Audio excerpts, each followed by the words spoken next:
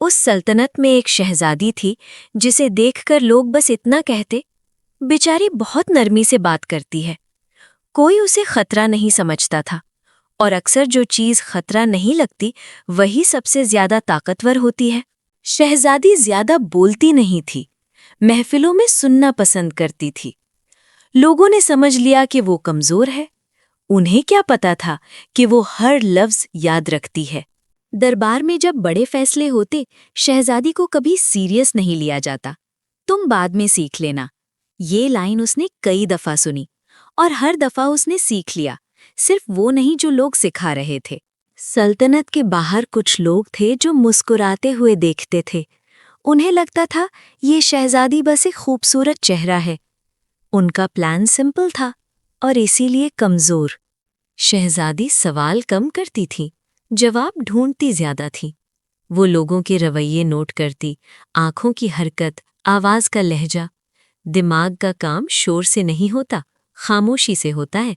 एक छोटा सा फैसला जो उसने क्वाइटली सजेस्ट किया, लोग हंस दिए, मगर जब नतीजा उसके हक में आया, किसी ने याद नहीं रखा कि आइडिया किसका था।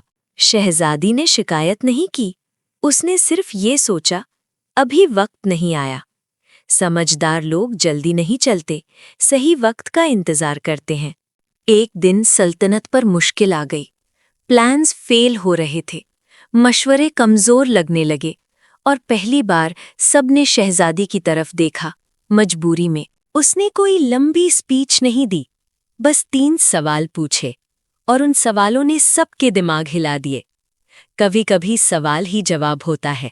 दुश्मन समझ रहा था कि शहजादी घबरा जाएगी, मगर वो तो पहले ही उनकी सोच के कदम गिन चुकी थी। जिस दिन दुश्मन कॉन्फिडेंट होता है, उस दिन वो अंधा होता है।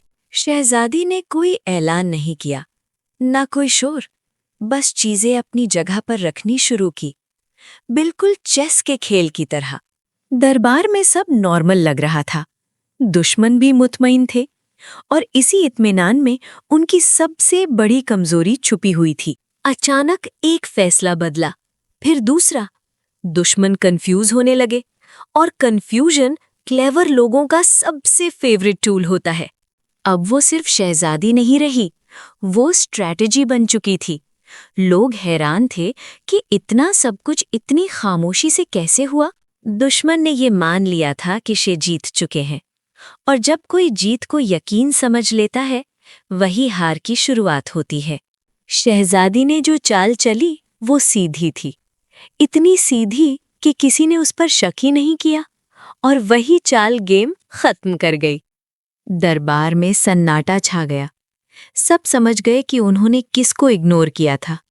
शहजादी मुस्कुराई नहीं, बस खामोश खड़ी रही।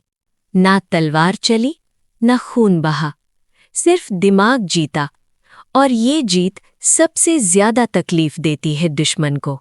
अब जब वो बोलती, लोग रुककर सुनते, जब वो खामोश होती, लोग सोचते।